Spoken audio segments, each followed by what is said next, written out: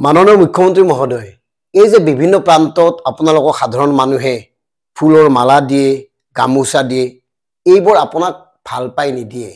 তেওঁলোকে কিবা এটা বিচাৰিহে এই সন্মান আপোনাক যাচে। এই যে অসমৰ বিভিন্ন প্ৰান্তত ঠেলি হেঁচি আগুৰি ধৰে সাধাৰণ জনতাই, সেইবোৰ মানুহ নহয়, একোটা সমস্যা। আপোনাক ঘেৰি ধৰা হাজাৰ হাজাৰ মানুহ একোটা একোটা সমস্যা। আচলতে এই চিঞৰবোৰ একোটা সমস্যাৰ নাম। হয়তো তাতেই আপুনি ভাবে আপোনাক মৰম কৰি ভাল পাই মানুহে এনেকে মৰম আদৰ কৰিছে। সঁচা অৰ্থত ক'ব গ'লে বৰ্তমান সাধাৰণ জনতাৰ অৱস্থা অতি বেয়া লগা অৱস্থা। বিশেষকৈ মূল্যবৃদ্ধিয়ে সাধাৰণ জনতাৰ জীৱনলৈ চূড়ান্ত দুৰ্যোগ কঢ়িয়াই আনিছে। আৰু সেইবাবেই বিভিন্ন সমস্যাৰে ভাৰাক্ৰান্ত জনতাই আপোনাক য'তে লগ পায় কিবা এটা বিচাৰিব খোজে, কিজানি আপুনি দিয়েই। আৰু হয়তো আপুনি বিভিন্ন ৰাজনৈতিক কাৰণত তেনেকুৱা একাধিক লোকক আপুনি উৎসাহিত কৰি আহিছে, সমৰ্থন কৰি আহিছে আৰু তেওঁলোকক মানসিকভাৱে সমৃদ্ধ কৰি আহিছে। এইটো আপোনাৰ প্লাছ পইণ্ট, কাৰণ আপুনি সাধাৰণ জনতাৰ আৱেগখিনিক যি ধৰণে ব্যৱহাৰ কৰি আহিছে, সেইটো এগৰাকী বিচক্ষণ ৰাজনীতিকৰ গুণ। নিজেই মন কৰক, এই ভিডিঅ'টোত তেওঁ স্পষ্টভাৱে কৈছে,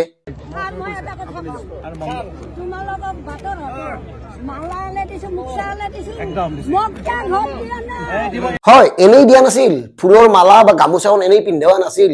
এওঁলোকৰ সমস্যা আছে, সেই সমস্যাৰ পৰা এওঁলোকে হাত সাৰিব পৰা নাই। আৰু সেইকাৰণে কিবা এটা আশাত কিজানি আপুনি দিয়েই, এই কিজানি আপুনি দিয়েই, এনেকে অসমত লাখ লাখ জনতা আছে। কিমানক আপুনি দিব কওকচোন? যদি এই ব্যৱস্থাটো ঠিক নকৰে, যদি সাধাৰণ জনতাক সদায় হিতাধিকাৰী হিচাপে পৰিগণিত কৰি আহে, তেওঁলোকে যদি সদায় চৰকাৰৰ ওচৰত হাত পাতিয়েই থাকিব লাগে, তেতিয়াহ'লে এনেকুৱা এটা পৰিৱেশ গোটেই জীৱন জুৰি থাকিব। আৰু চাওকচোন, বিধায়কগৰাকীক, স্থানীয় বিধায়কগৰাকী হেমাংগ ঠেকুৰীয়া, তেওঁ কিন্তু নিজৰ মাকৰ নামত ঠিকে কৰিছে সম্পত্তি, অথচ তেওঁৰ সমষ্টিৰ অন্তৰ্গত এগৰাকী এনেকুৱা বৃদ্ধাই এতিয়াও এটা চৰকাৰী ঘৰ বা এটা দমকল পায়খানা নোপোৱাটো কিমান ডাঙৰ কথা চাওক।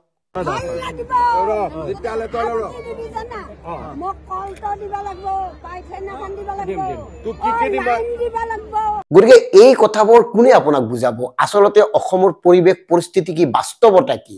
আৰু আমি দিকে বিবেকে আজি এটা কথা কওঁ, এনেকে আপুনি যে সাধাৰণ জনতাক লগ কৰে আৰু এয়া যদি পৰিকল্পিত নহয়, স্বতঃস্ফূৰ্তভাৱে যদি আপোনাক এনেকে মানুহে লগ কৰিবলৈ আহে, আচলতে ইয়াতো সম্ভৱে নহয়। কাৰণ মুখ্যমন্ত্ৰী এগৰাকী কৰবাত গ'লে বিভিন্ন ধৰণৰ প্ৰটকল থাকে। SP, OC সকলো বিভাগ সাংঘাতিক ধৰণে সতৰ্ক হৈ থাকে। তেনেস্থলত এগৰাকী সাধাৰণ মানুহে মুখ্যমন্ত্ৰীক তাৎক্ষণিকভাৱে লগ পোৱাটো সহজ কথা নহয়। অৱশ্যে এনেকুৱা হ'ব পাৰে পূৰ্ব পৰিকল্পনা মতে যে তাৰ বিধায়ক বা তাৰ নিৰ্দিষ্ট লোকসকলক কৈ থকা হ'ল, এনেকুৱা কেইগৰাকীমান মহিলা মোক আনি দিবা, মই লগ কৰিম। এয়া প্ৰচাৰৰ কৌশল হ'ব পাৰে। এইকাৰণে কৈছোঁ, মুখ্যমন্ত্ৰী ডাঙৰীয়াই যি ধৰণে প্ৰতিটো অঞ্চলত গ'লেই এনেকুৱা সাধাৰণ মানে অতি বেয়া লগা পুৰুষ মহিলাই লগ ধৰে আৰু তেওঁ লগে লগে তাত কামবোৰ কৰি দিয়ে, তাত লগে লগে টকা দিয়ে। সেই টকাবোৰ তেওঁৰ নিজৰ টকা নহয়, আমাৰ ৰাইজৰ টকা, চৰকাৰৰ টকা। গতিকে মুখ্যমন্ত্ৰী এগৰাকীয়ে দিব পাৰে নে নোৱাৰে সেইবিলাক নাজানো, কিন্তু দিয়ে ভালে কৰিছে। কিন্তু কিমানক দিব? এনেকুৱা অসংখ্য লোক আছে অসমত, অসংখ্য। আৰু আমি আগতে কোৱা কথাটো, যদি মুখ্যমন্ত্ৰী ডাঙৰীয়াৰ এনেকুৱা কোনো পৰিকল্পনা নাথাকে বা পূৰ্বে অনুমতি ল'বলগীয়া নহয়, তেতিয়াহ'লে মই ভাবোঁ যে মুখ্যমন্ত্ৰী ডাঙৰীয়া ক'তো যাব নোৱাৰে। এনেকুৱা মানুহে আপোনাক হেঁচি ধৰিব। লাখ লাখ বেমাৰী লোক আছে, লাখ লাখ দৰিদ্ৰগ্ৰস্ত লোক আছে, লাখ লাখ আপোনাৰ লোক আছে যিসকলে অভাৱত কক বকাই আছে, লাখ লাখ লোক আছে যিসকলক সকলোবোৰ সমস্যাই চেপি খুন্দি মাৰিছে। তেনেকুৱা লোক আপোনাৰ কোটিৰ ঘৰত আছে বৰ্তমান অসমত, কিন্তু সকলোৱে এই সুবিধা বা এই সুযোগ নাপায়। গতিকে আমাৰ দিগে বিবেকৰ কথা হ'ল, সাধাৰণ জনতাৰ কথা যদি আপোনালোকে ভাবে, তেতিয়াহ'লে বাকী কিবা কৰক নকৰক, মূল্য বৃদ্ধি নিয়ন্ত্ৰণ কৰক। ঔষধৰ মূল্য বৃদ্ধি, খোৱা সামগ্ৰীৰ মূল্য বৃদ্ধি, চাৰিওফালৰ পৰা মূল্য বৃদ্ধি। ক'ত মূল্য বৃদ্ধি হোৱা নাই?